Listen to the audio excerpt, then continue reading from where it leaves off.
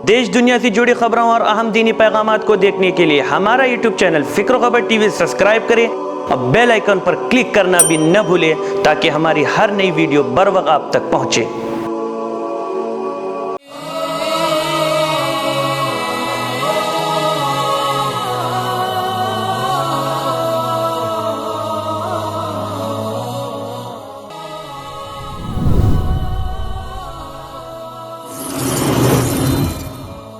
नाज़रीन, अस्सलामु अलैकुम व रहमतुल्लाहि व बरकातुह।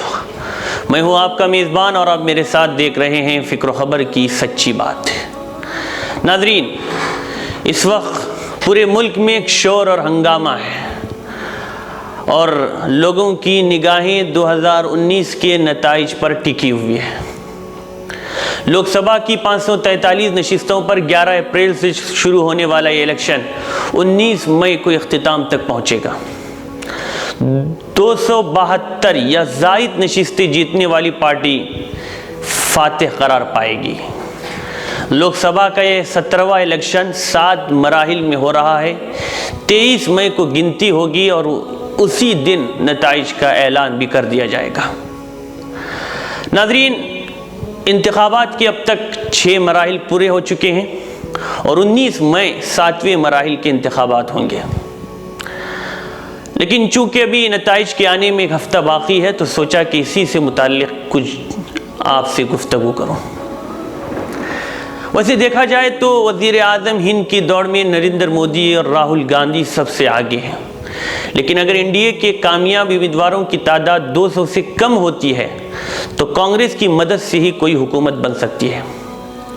कांग्रेस की कोशिश होगी कि राहुल गांधी को वज़ीर आज़म के लिए अपोजिशन की पार्टियों की मदद से नामजद करें। ये उसी वक्त मुमकिन होगा जब कांग्रेस के मेंबरों की तादाद 200 के लगभग हो। कांग्रेस का ख्याल है कि अगर कांग्रेस 140 से ज़्यादा सीटों पर कामयाब होती है और बीजेपी को 200 से कम सीटें आती हैं तो बीजेपी हुकूमत साजी का दावा नहीं कर सकती। अपोजिशन पार्टियों में देखा जाए तो सबसे बड़ी पार्टी कांग्रेस ही है। अगर अपोजिशन के इत्तेहाद से हुकूमत बनती है तो पहला नाम राहुल गांधी ही का लिया जाएगा। लेकिन सूरत हाल अब यहाँ पर यह है कि अपोजिशन पार्टियों में मायावती और ममता बनर्जी शायद ही राहुल गांधी के नाम पर मुत्तफिक हो। ऐसी सूरत में दूसरे तीसरे नाम पर इत्तिफाक राय की ज़रूरत पड़ सकती है। कुछ लोग प्रणब मुखर्जी, शरद पवार का भी नाम ले रहे हैं, मनमोहन सिंह का भी नाम लिया जा सकता है, इसलिए कि इन तीनों में मनमोहन सिंह वज़ारत उज़्मा के लिए ज़्यादा मौजू होंगे क्योंकि वो दोबारा क्योंकि वो इससे पहले वज़ीर आज़म रह चुके हैं। कांग्रेस के लिए भी मनमोहन सिंह के नाम पर रजामंद होना आसान होगा। ममता बनर्जी ने भी मनमोहन सिंह के खिलाफ अब तक कोई बयान नहीं दिया। मायावती की तरफ से भी मनमोहन सिंह के लिए शायद मुखालिफत न हो। एक इम्कान ये भी है कि कांग्रेस को अगर 100 से कम सीटों पर कामयाबी होती है तो रियासती पार्टियां मुत्तहिद होकर सरकार बना सकती है। बीजेपी या एनडीए अगर 200 से कम सीटों पर कामयाब होती है तो बीजेपी की तो कोशिश होगी कि उनकी दूसरी हामी पार्टियों से मदद हासिल की जाए। उस वक्त नरेंद्र मोदी के बारे में मसला पैदा हो सकता है और यही वजह है कि अब बीजेपी और आरएसएस ने पहले ही से ये जहन बना लिया है और ये बी प्लान बना लिया है कि अगर एनडीए हुकूमत बनाने में कोई दिक्कत पेश आएगी और दीगर पार्टियां अगर नरेंद्र मोदी के नाम पर रजामंद नहीं हो तो दूसरे लोगों के नाम वज़ारत उज़्मा के ओहदे के लिए पेश किया जा सकता है। बीजेपी के अंदर एक ख्याल ये भी है कि एनडीए की मदद से जो भी हुकूमत बनेगी नरेंद्र मोदी के सिवा कोई वज़ीर आज़म के लिए नामजद नहीं किया जाएगा। बहरहाल इस इलेक्शन में इलाकाई पार्टियां किंग मेकर का रोल अदा कर सकती है, लेकिन ऊंट किस करवट बैठेगा फिलहाल अभी कुछ नहीं कहा जा सकता है। नाज़रीन, वक्त एक छोटे से ब्रेक का, मुझे यहाँ रुकने की इजाज़त दें।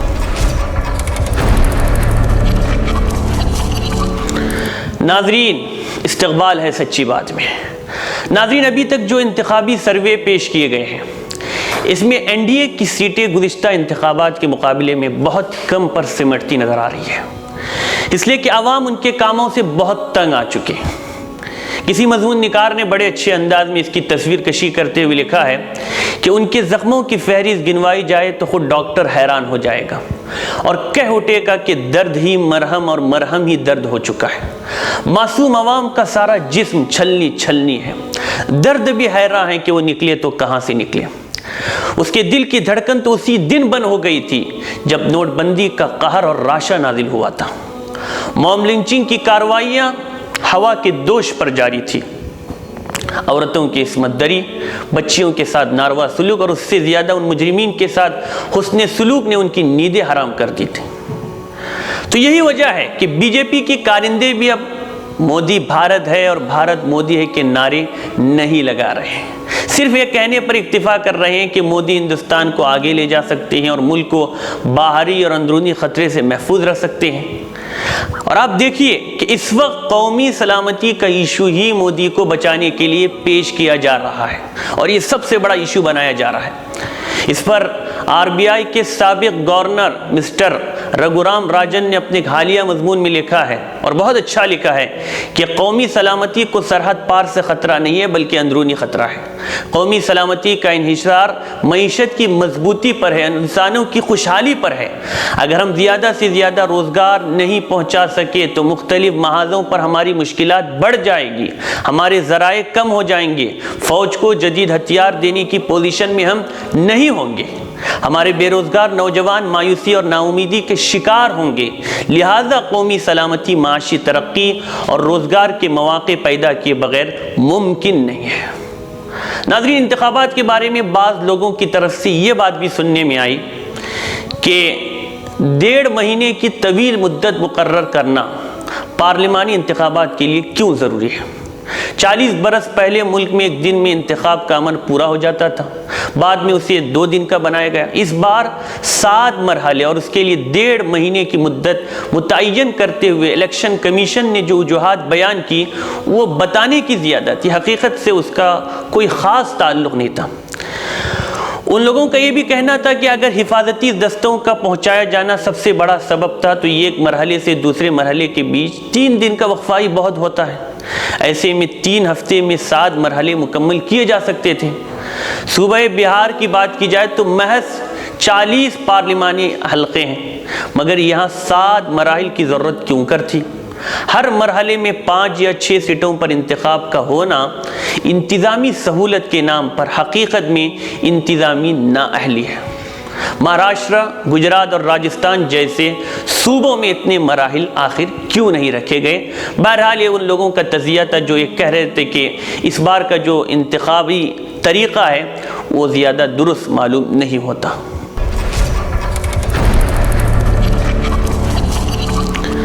ناظرین، دیکھنا اب یہی ہے کہ کامیاب ہونے والی پارٹی کہاں تک اپنے وعدوں کو نبھاتی ہے اور ملک میں محبت و بھائی چارگی کو عام کر کے عوام کی بھلائی اور ملک کی ترقی کے لیے کیا نئے اقدامات اٹھاتی ہیں۔ ہم لوگوں کو چاہیے کہ ہم اس سلسلے میں جو بھی پارٹی اقتدار میں آئے ہم اس کا محاسبہ کریں، لیکن اور یہ بات بھی میں آپ سے کہتا چلوں کہ ہمیں یقین ہے کہ اس ملک میں رات کی تاریکی کے بعد صبح کی روشنی ضرور نمودار ہوگی۔ دلیل صبح روشن ہے ستاروں کی تنخ تابی، دلیل صبح روشن ہے ستاروں کی تنخ تابی، افق سے آفتاب ابھرا گیا دور گراں خوابی۔ تو ناظرین، ہم لوگوں کے لیے بلکہ ہم مسلمانوں کے لیے یہ پیغام بھی ہم سنتے چلیں کہ سن 47 میں جب بہت سارے مسلمان عالم مایوسی میں پاکستان بھاگے جا رہے تھے تو مولانا آزاد نے جامع مسجد دہلی کے ممبر پر کھڑے ہو کر مسلمانوں کو اس اقدام سے روکا تھا اور انہیں صبر و حکمت کے ساتھ حالات کا مردانہ وار مقابلہ کرنے کی نصیحت کی تھی۔ قرآن مجید نے سورہ آل عمران کی آخری آیت میں جو مسلمانوں کو تلقین کی ہے کہ اے ایمان والو، صبر سے کام لو، ثابت قدم رہو اور اتفاق سے رہو۔ اگر مسلمان اس پر عمل کر لے تو دنیا کی کوئی طاقت ان کو پامال نہیں کر سکتی۔ قرآن نے یہ بھی انتباہ دیا کہ اگر تم مل جل کر نہیں رہو گے تو بے وزن اور بے وقت ہو جاؤ گے، تمہاری ہوا اکھڑ جائے گی اور دشمن تمہیں آسانی سے اچک لے گا۔ دنیا کا کوئی لیڈر اس سے اچھی نصیحت دے سکتا ہے اور نہ اس سے اچھی رہنمائی کر سکتا ہے۔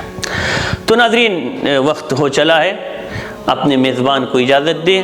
لیکن اس کے متعلق اپنے کمنٹس واٹس ایپ پر دیے گئے نمبر کے ذریعے یا ہمارے کمنٹ باکس میں شیئر کرنا نہ بھولیں۔ السلام علیکم ورحمۃ اللہ وبرکاتہ۔